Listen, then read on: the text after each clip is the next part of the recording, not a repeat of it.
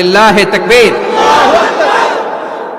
ফাসআউ ইলা যিকরিল্লাহ, আল্লাহর জিকিরের দিকে, আল্লাহর স্মরণের দিকে ধাবিত হও। এটা তার উদ্দেশ্য হচ্ছে জুমার খুতবা। আল্লাহ বুঝাতে চাইলেন জুমার খুতবা যাতে মিস হয়ে না যায়, এজন্য জুমার খুতবারে যেন তেন মনে করবেন না, এটা ওয়াজিব। জুমার নামাজ যেমনি ওয়াজিব, জুমার খুতবা দেওয়াও, কথা বলেন, জুমার খুতবা ওয়াজিব, শোনা ওয়াজিব, খুতবা দেওয়া ওয়াজিব।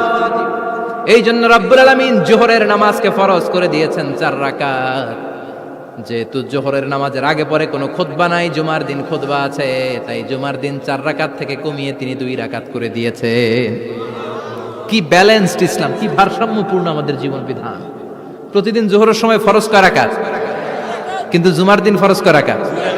2 রাকাত কমাইলো কেন? খুতবা, সুবহানাল্লাহ কইবেন না? এজন্য জুমার খুতবাটা খতিব সাহেব যারা আছেন খুবই জরুরি। এটাকে খুব কনস্ট্রাকটিভ মুডে সমাজে তুলে ধরতে হবে, মানুষকে এডুকেট করতে হবে, ইনস্ট্রাক্ট করতে হবে। আপনাদের অনেক দায়িত্ব, you have huge responsibilities in your shoulder. আপনাদের অনেক দায়িত্ব। খতিব যারা, এটা ছোটখাটো কোনো রেসপন্সিবিলিটি নয়, এটা অনেক বড় দায়িত্ব। এজন্য জুমার দিন মানুষকে আপনার শিক্ষিত করতে হবে। এই জুমার খুতবা, জুমার আলোচনার সাথে পৃথিবীর কোনো আলোচনার কোনো মিল নাই, কারণ জুমার আলোচনা সব সময় অন টাইম, একটা নির্ধারিত সময়ে হয়। পৃথিবীর অন্য কোনো আলোচনা নির্ধারিত সময়ে হয় নাকি? কথা কন। আমরা বক্তারা নির্ধারিত সময়ে মাইক পাই, কথা কন। কোনোদিন 8টায়, কোনোদিন 9টায়, আজকে বসছি কয়টায়? কিন্তু জুমার খুতবার এটা চেঞ্জ হয়। কি বরকতের একটা জলসা! ওই দিন সবাই আসতে হয় মসজিদে। ফুল টাইম নামাজি এরা আসে, পার্ট টাইম নামাজি এরা আসে, বেনামাজি এরাও আসে, আস্তিক এরা আসে, নাস্তিক এরাও আসে, আওয়ামী লীগ আসে, বিএনপি আসে, জাতীয় পার্টি আসে, জামাত ইসলাম আসে, হেফাজতে ইসলাম আসে, তাবলিগের ভাইয়েরা আসে, পীরের মুরিদেরা আসে, সবাই আসে। তাহলে এটা জরুরি দিন না? তাফসির মাহফিলের সাথে জুমার একটা মৌলিক পার্থক্য হচ্ছে, তাফসির মাহফিল আমাদের ধরে রাখতে হয়। কি করতে হয়? ধরে না রাখলে শ্রোতা উঠে যায়। কিন্তু জুমার খুতবা কি ধরে রাখা লাগে? কথা কন। ওঠার সুযোগ আছে, কারণ সামনে কি? জুমার নামাজ। সুবহানাল্লাহ কইবেন না? এটা অনেক জরুরি। এজন্য জুমার খুতবা যারা দেন এরা বিশ্বনবীর দায়িত্ব পালন করেন। আল্লাহু আকবার। বিশ্বনবীর মাদানী ইনিংস কয় বছরের? 10 বছর। বিশ্বনবীর মাদানী ইনিংস শুরু হয়েছে মসজিদে নববী তৈরি করার মধ্য দিয়ে। বিশ্বনবী মসজিদে নববী তৈরি করার পর মসজিদে নববীর খতিব হিসেবে দায়িত্ব নিলেন। সুবহানাল্লাহ। বিশ্বনবী 1টা 2টা 5টা 10টা না, মসজিদে নববীতেই 10 বছরের ইনিংসে 500টারও বেশি জুমার খুতবা দিয়েছেন।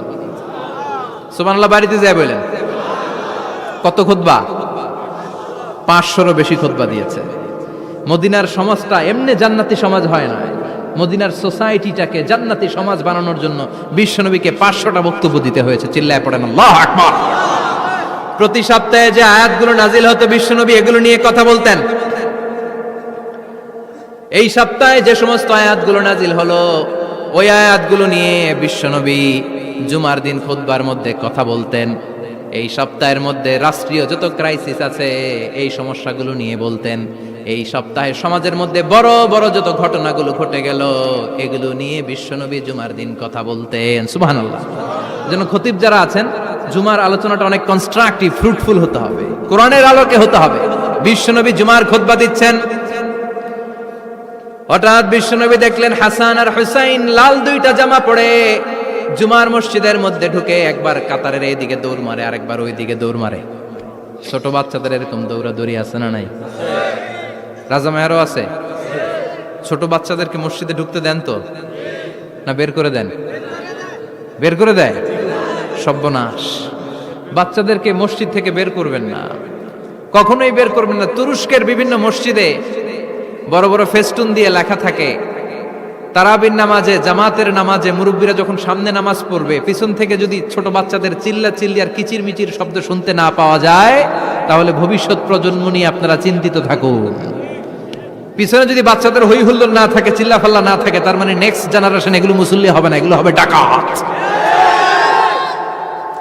এজন্য এরা বিভিন্ন প্রজেক্ট চালু করেছে। 40 দিন টানা ফজরের নামাজ যে ছোট বাচ্চারা মসজিদে এসে পড়বে ওই প্রজেক্টের আওতা থেকে একটা করে সাইকেল দিয়ে দেয়।